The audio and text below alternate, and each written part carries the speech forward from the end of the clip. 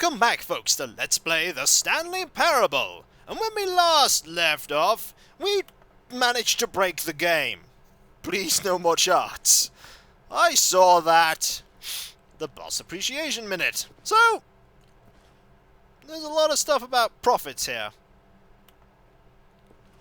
Lot of stuff about, Mike James, you are apparently fired for trying to provide happy feelings. Oh, what do you see in your future? Spring break? Less air? Less air?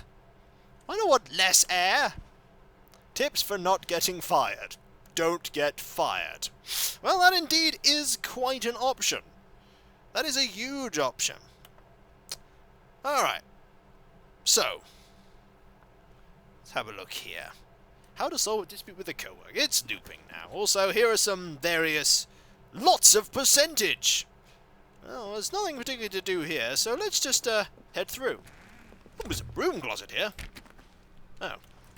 Can I not go through that?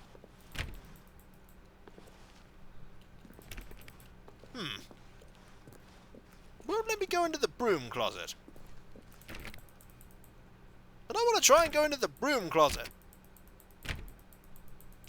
Well, it won't let me in. Oh well, let's keep going. Coming to a staircase, Stanley walked upstairs to his boss's office. Well, there doesn't seem to be much other choice, is there? It's almost as if I'm being provided with no choices. Alright. We'll head up. It's almost as if the game is forcing me to go there because I decided to display choice.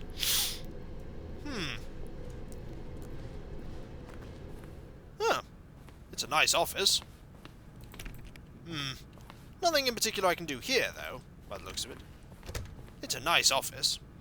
It's a very nice office. It's nope, that's not going to work. And that's not going to work either. Alright. Stepping inside his manager's office, Stanley was once again stunned to discover not an indication of any human life. Oh. Shocked, unraveled, Stanley wondered in disbelief who orchestrated this, until he saw the door with a voice receiver next to it. Surely behind this door lay all the answers to his questions. And beyond all probability, he knew the passcode. Do I? He had seen it on his boss's computer just last week. Nightshark 115. Was this the code to open the door? Would it still work? There was only one way to find out. I really get the feeling... Stanley had been trained never to speak up. Oh. But now he would draw from within himself the courage to face the unknown. He drew a sharp breath and then spoke the code. Why do I get the feeling, narrator, you are trying to force me to get to the ending of your game? Is this just because I was going around actually not obeying what you were doing? Stanley spoke the code. Nightshark 115. He spoke it into the receiver, right there on the wall. He may have done so, but I'm not gonna do that. I'm not gonna do it. I'm sorry, is there a problem? You didn't mishear me, did you? Please speak the code into the receiver. Otherwise we can't get on with the story. This is a crucial step. Is it? Well, oh, there's a picture here. There's loads of pictures here, actually. Okay, fine. You're not going to do it. But you know what? It's pretty humiliating to bring you this far, only for you to suddenly decide you have better things to do. I asked you for this one single thing, for your respect. Okay. The kind of respect Stanley shows for his choices. He knows what it means to take a story seriously. Okay. If you didn't want to see what I had to show you, then why did you come here? You had a choice, you know. You could have gone through the door on the right. I did. You could have done whatever the hell you wanted over there. Why did you come this way? You forced me. Say something to me. Explain yourself, you coward. Oh. When Stanley came to a set of two open doors, he entered the door on his left. Alright. There's Stanley. Stanley? Hello? Are you... Is everything okay? I have no idea what's going on. Stanley, please. I need you to make a choice. I need you to walk through the door. Are you listening to me? Can you hear me? Is everything all right? Oh dear. Stanley, this is important. The story needs you. It needs you to make a decision. It cannot exist without you. Do you understand me? Really? Whatever choice you make is just fine. They're both correct. You cannot be wrong here. We can work together. I'll accept whatever you do. I simply need you to take that step forward, please. Choose. He's not going to. Do something. Anything. This is more important than you can ever know. I need this. The story needs it. Am I the narrator? So, you hear me? Are you there? Are you listening to this? Stanley, are you there? Okay. It's okay, I can wait. You need time to decide. Time to make sure your choice is correct. That is the best choice. Yep. That's all right. I'll wait for you to decide what's the right thing to do. Take as much time as you need. Okay. He's not going to make a choice, is he? And he didn't, I don't think. I don't think any choice was made there. None.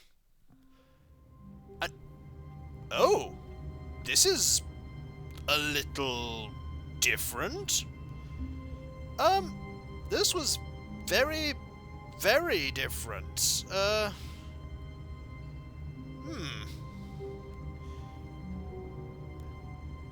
This is not the room I was in before. All of his co-workers were gone. What could it mean? What? Stanley decided to go to the meeting room. Perhaps he had simply missed a memo. This is very different. Nope, can't use that door. Can't. Ooh! Welcome to the whiteboard ending. Oh.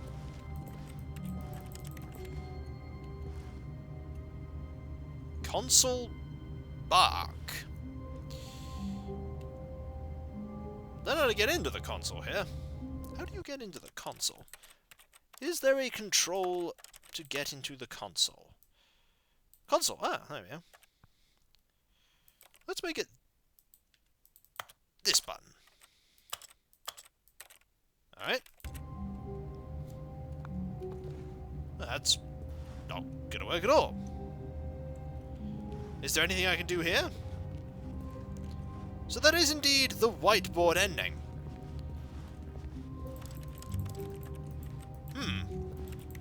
Odd. So we have an ending with a whiteboard. That's fair enough. Let's move on, shall we? Maybe it's just a slightly different... It is just a slightly different room. Fair enough. One more thing I need to do. When Stanley came to a set of 2 open doors, he entered the door on his left. Not going that way yet. This was not the correct way to the meeting room, and Stanley knew it perfectly well. Perhaps he wanted to stop by the employee lounge first, just to admire it. Maybe. Standing now in this incredible room, Stanley for the first time understood true happiness. Excellent. Then the feeling went away, and he felt sad again. Then it came back. Yay! And lingered for a minute or two. Excellent. Now it's only half there.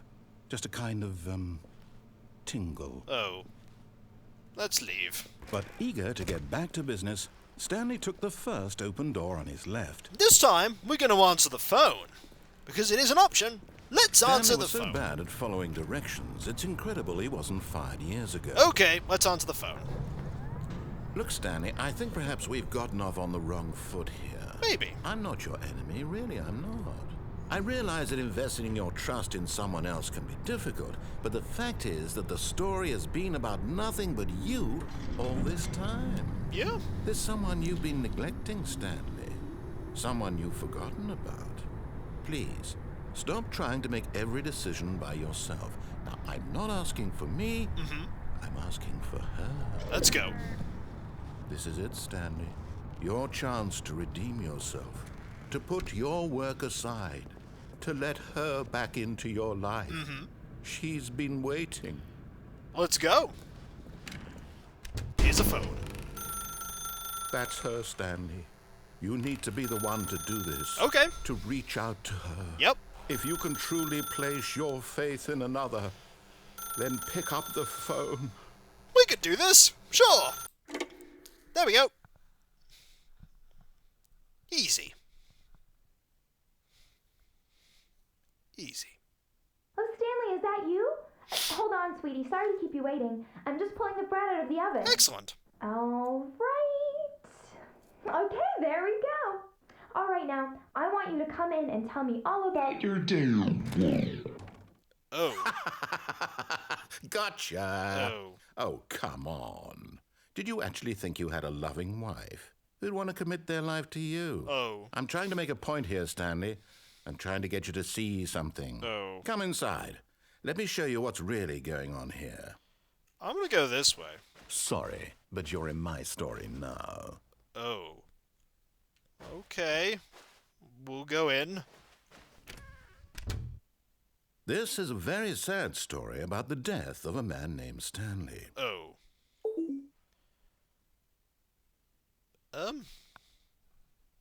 No. I'm not pressing that. I'm not to press that button. You're trying to kill me. You said you were a nice narrator. All right, fine, I'll press it. Stanley is quite a boring fellow. He has a job that demands nothing of him, and every button that he pushes is a reminder of the inconsequential nature of his existence. Oh. Look at him there, pushing buttons, doing exactly what he's told to do. Now he's pushing a button. Now he's eating lunch. Now he's going home. Now he's coming back to work. One might even feel sorry for him, except that he's chosen this life. Oh. But in his mind, in his mind he can go on fantastic adventures. From behind his desk, Stanley dreamed of wild expeditions into the unknown, fantastic discoveries of new lands. It was wonderful, and each day that he returned to work was a reminder that none of it would ever happen to him. Oh. And so he began to fantasize about his own job. First, he imagined that one day while at work, he stepped up from his desk to realize that all of his co-workers, his boss, everyone in the building had suddenly vanished off the face of the earth. The thought excited him terribly. Oh. This is kind of grim. So he went further. He imagined that he came to 2 open doors and that he could go through either. At last, choice. It barely even mattered what lay behind each door. The mere thought that his decisions would mean something was almost too wonderful to behold. This is really grim. As he wandered through this fantasy world, he began to fill it with many possible paths and destinations. That changed. Down one path lay an enormous round room with monitors and mind controls. And down another was a yellow line that weaved in many directions. And down another was a game with a baby. And he called it the Stanley Parable. This is really grim. It was such a wonderful fantasy, and so in his head he relived it again, and then again, and again, over and over, wishing beyond hope that it would never end, that he might always feel this free. Surely there's an answer down some new path, mustn't there be? Perhaps if he played just one more time. Oh. But there is no answer. How could there possibly be? In reality, all he's doing is pushing the same buttons he always has. Nothing has changed. The longer he spends here, the more invested he gets, the more he forgets which life is the real one. Everything's slowly changing into the office we were at the start. And I'm trying to tell him this, that in this world he can never be anything but an observer, that as long as he remains here, he's slowly killing himself. Oh. But he won't listen to me. He won't stop. Here, watch this. Stanley, the next time the screen asks you to push a button, do not do it. No, I'm not doing it.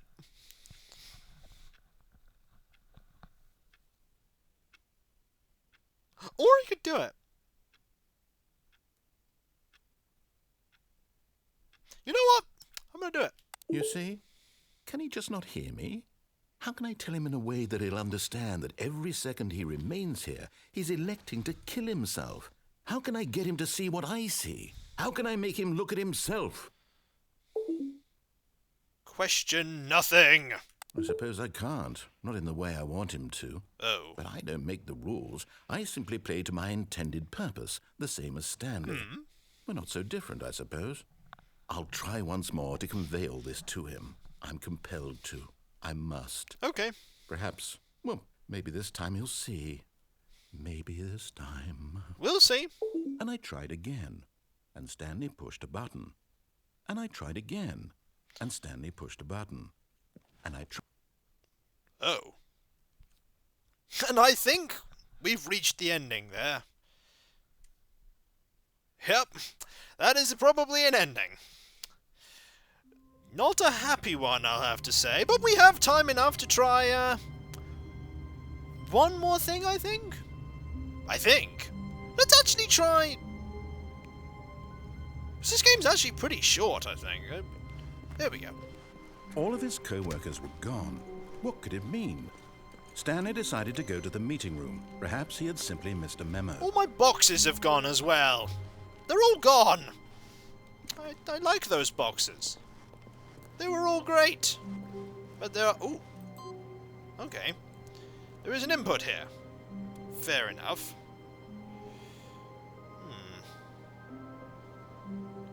Is there another input somewhere? No, there isn't. Well, let's keep going. I have a plan. It is cunning. And there is that spilled coffee. We're gonna go right again, because we always do at the moment. When Stanley came to a set of 2 open doors, he entered the door on his left. No, I didn't. This was not the correct way to the meeting room, and Stanley knew it perfectly well. Indeed. Perhaps he wanted to stop by the employee lounge first, just to admire it. There are a lot of dialogue options in the employee lounge. Stanley felt lightheaded, butterflies in his stomach, giddy in a way he had never known before. Was it this room? A connection between the two? Could a man love a room? I mean, truly, truly, deeply, madly love. Let's leave before we get the answer to that. But eager to get back to business, Stanley took the first open door on his left. Okay, I will indeed take the first open door to my left. Why not? And so he detoured through the maintenance section, walked straight ahead to the opposite door, and got back on track. There's a big red button here. I'm pushing the big red button. Excellent. Big red button. Where are we going? Where are we going? Well, this isn't the way to the meeting room, is it? I don't think so. But Stanley didn't want to go back to the office. He wanted to wander about and get even further off track. So now in order to get back, he needed to go, from here, it's, left. You sure it's left? You don't sound that confident. Oh, no, it's to the right, my mistake. You don't sound that confident. No, not the right. Why would I have ever said it was to the right? What was I thinking? I don't know. It's clearly... Oh dear, would you hold on for a minute, please? Okay.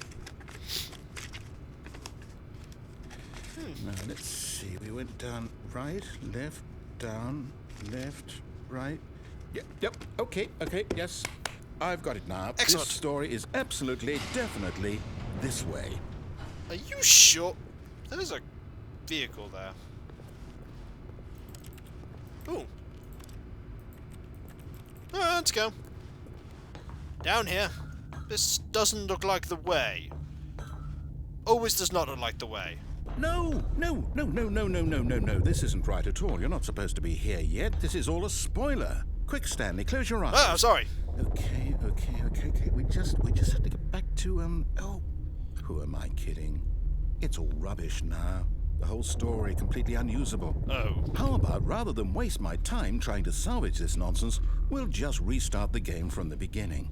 And this time, suppose we don't wander so far off track, Okay. Okay. From the top. Let's try again. Let's indeed try again. And when we come back, folks, we won't wander so far off track. We might actually even go left through a door. I think we will. Let's actually surprise the narrator, shall we? I bet after all this, he's gonna have a huge shock from it. So, I'll catch you next time, folks, for more Parables of Stanley. And I'll see you then. Later.